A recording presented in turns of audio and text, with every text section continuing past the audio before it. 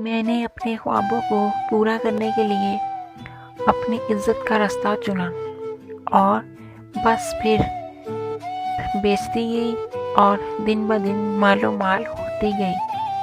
میرا نام سمینہ ہے۔ میں بہت اچھے گریڈز میں پڑھی لکھی تھی، لیکن مجھے جاب نہیں مل رہی تھی، تو میں اپنی کی ہوئی پڑھائی پر بہت افسوس زدہ تھی کہ میرے اتنے پڑھنے کے باوجود بھی مجھے نوکری نہیں مل رہی تھی۔ میری ماں کو میرا یوں بازار جانا، لوگوں کے دفتروں میں ہر ایک الگ الگ مردوں کے منہ لگنا ذرا بھی اچھا نہیں لگتا تھا۔ ایسے ہی 2-4 مہینے گزر گئے۔ میں بہت ذلیل ہوئی۔ کچھ ٹائم ذلیل ہونے کے بعد مجھے جاب تو مل گئی، لیکن وہ جاب دینے سے پہلے پیسے مانگ رہے تھے۔ تو میں اپنی ماں سے کہا، ماں، جو آپ نے بینک میں پیسے جمع کروائے ہیں وہ مجھے نکلوا کر دے دیں تاکہ میں نوکری کر سکوں اور انہیں پیمنٹ دوں اور میری جوائننگ ہو جائے۔ لیکن ماں نے صاف انکار کر دیا اور کہا، میں تمہیں اپنے جمع کیے ہوئے پیسے تمہاری اس فضول نوکری پر ضائع کرنے نہیں دوں گی۔ میں غصے میں آ گئی۔ میں نے کہا، آپ تو چاہتے ہی نہیں ہیں کہ میں نوکری کروں اور اپنے خوابوں کو پورا کروں، لیکن جو کچھ مرضی ہو جائے، مجھے جو مرضی کرنا پڑے، میں اپنے خوابوں کو پورا کر کے رہوں گی۔ بس آپ دیکھتی جائیں اب میں کرتی کیا ہوں۔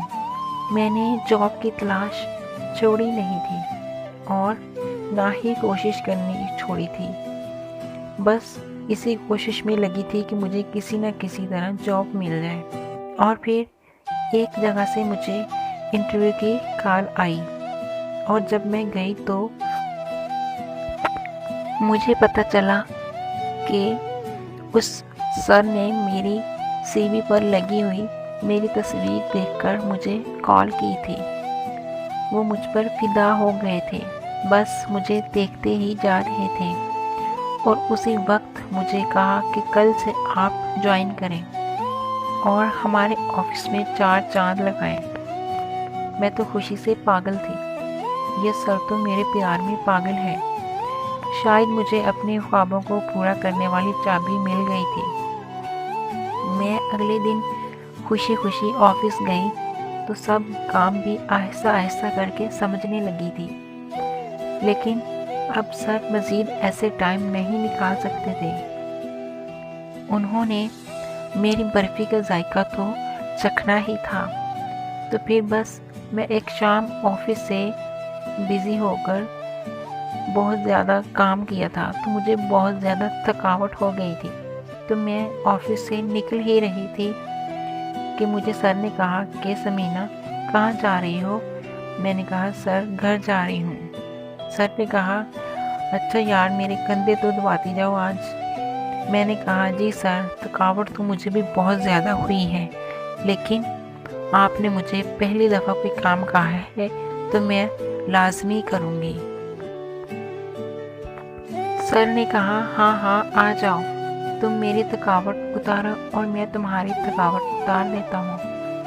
سر میں کچھ سمجھی نہیں۔ ارے یار آؤ تو صحیح، بتاتا ہوں۔ ہم کانفرنس روم میں چلے گئے اور وہاں جا کر سر تھوڑی دیر کے بعد جب واش روم سے آئے تو صرف یہ پہن رکھا تھا۔ میں تو دیکھ کر گرم ہو گئی تھی اور تھوڑی ڈر سی گئی تھی، آخر سر چاہتے کیا ہے۔ اور جب انہوں نے اتارا تو میں ان کا دیکھتے ہی ہو گئی۔ میرا پانی باہر آ گیا تھا اور پھر سر نے مجھے لٹایا اور ایسا اپنا گھسایا، میری تو جان نکل گئی تھی۔ میں تو رونے لگ گئی۔ پھر آہستہ آہستہ سر نے مجھے بہلایا اور اس کام پر لگا لیا۔ بعد میں میری ہر خواہش پوری ہوتی رہی، ہر خواب پورا ہو گیا۔ بس سر کو میں اپنی عیش کرواتی رہی اور سر مجھے اپنے پیسے کی عیش کرواتے تھے۔